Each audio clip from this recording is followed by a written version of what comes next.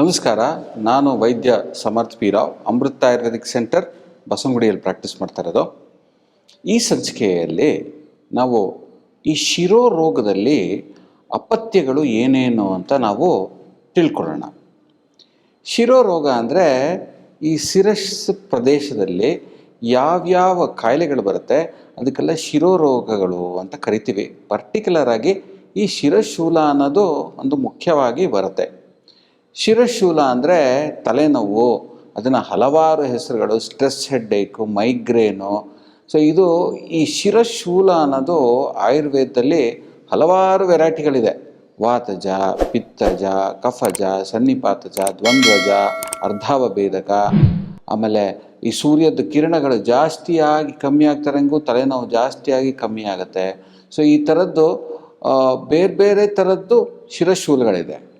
ಈ ಶಿರಶೂಲ ಅಥವಾ ಬೇರೆ ಥರದ್ದು ಶಿರೋರೋಗಗಳಿರುವಾಗ ನೀವು ಏನೇನು ಆಹಾರಗಳು ಸೇವನೆ ಮಾಡಬಾರ್ದು, ಏನೇನು ವಿಹಾರಗಳು ನೀವು ಮಾಡಬಾರ್ದು ಅಂತ ನಾನು ತಿಳಿಸ್ಕೊಡ್ತೀನಿ. ಮೊದಲನೇದಾಗಿ ಈ ಪ್ರದೇಶದಲ್ಲಿ ಬರೋ ವೇಗಗಳನ್ನ ನಾವು ತಡೆದು ಹಿಡಿಬಾರ್ದು ಜಾಸ್ತಿ ಹೊತ್ತು.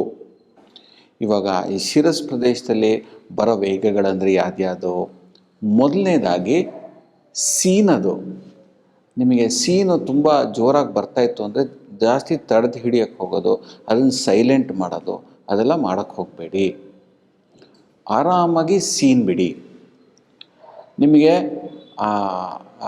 ಯಾನಿಂಗ್ ಅಂತ ಕರಿತೀವಿ ನಾವು, ಸ್ವಲ್ಪ ನಿದ್ದೆ ಮಾಡೋಕ್ಕೆ ಮುಂಚೆ ಸುಸ್ತಾದಾಗ ಯಾನಿಂಗ್ ಅಂತ ಆಗತ್ತೆ. ಅದನ್ನು ಕೂಡ ನೀವು ಜಾಸ್ತಿ ತಡೆದು ಹಿಡಿಬಾರ್ದು. ಕಣ್ಣಲ್ಲಿ ನೀರುಗಳು ಬರ್ತಾಯಿದ್ರೆ ಅದನ್ನು ಜಾಸ್ತಿ ತಡೆದು ಹಿಡಿಬೇಡಿ. ಕೆಲಸರಿ ಅಳಬೇಕು ಅಂತ ತುಂಬ ಅನಿಸಿರುತ್ತೆ, ಅದನ್ನ ತಡೆದು ಹಿಡಿಯೋದು ಅದೆಲ್ಲ ಮಾಡೋಕ್ಕೆ ಹೋಗಬೇಡಿ. ಅಥವಾ ಕಣ್ಣೀರಲ್ಲಿ ತುಂಬ ನೀರಿನ ಕಲೆಕ್ಷನ್ ಎಲ್ಲ ಆದಾಗ ನೀವು ಅದನ್ನು ಜಾಸ್ತಿ ತಡೆದು ಹಿಡಿಬೇಡಿ, ಅದನ್ನು ವೈಪ್ ಔಟ್ ಮಾಡಿ. ಮತ್ತೊಂದು, ತುಂಬ ನಿದ್ದೆ ಬರ್ತಾ ಇರುತ್ತೆ. ಆ ನಿದ್ದೆನ ನೀವು ಜಾಸ್ತಿ ತಡೆದು ಹಿಡಿಬೇಡಿ, ಒಂದು ಸ್ವಲ್ಪ ಹೊತ್ತು ನಿದ್ದೆ ಮಾಡಿಬಿಡಿ.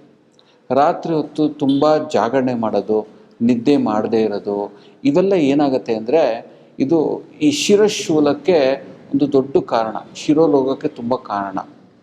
ಸಾಕಷ್ಟು ಜನರು ಈ ನೈಟ್ ಶಿಫ್ಟ್ಗಳು ಮಾಡ್ತಾಯಿರ್ತಾರೆ, ಜಾಗರಣೆ ಮಾಡ್ತಾಯಿರ್ತಾರೆ. ಆವಾಗಲೇ ಈ ತಲೆ ಪ್ರದೇಶದಲ್ಲಿ ತಲೆನೋವು ಅಥವಾ ಬೇರೆ ಯಾವ್ದಾರ ಸಮಸ್ಯೆಗಳು, ಕತ್ತು ನೋವು, ಇದೆಲ್ಲ ಸಾಕಷ್ಟು ಆಗೋದು ಜಾಗರಣೆ ಮಾಡಿದಾಗ, ಈ ರಾತ್ರಿ ಹೊತ್ತು ನೈಟ್ ಶಿಫ್ಟ್ಗಳು ಜಾಸ್ತಿ ಮಾಡಿದಾಗ, ಅಥವಾ ನಿದ್ದೆ ಬರ್ತಾ ಇದೆ, ಸುಸ್ತಾಗಿದೆ, ನಿದ್ದೆ ತಡೆದು ಹಿಡ್ಕೊಂಡು ಓವರ್ ಡ್ರೈವಲ್ಲಿ ಓವರ್ ವರ್ಕ್ ಮಾಡೋದು ಕೂಡ ಒಂದು ದೊಡ್ಡ ಕಾರಣ ಆಗುತ್ತೆ.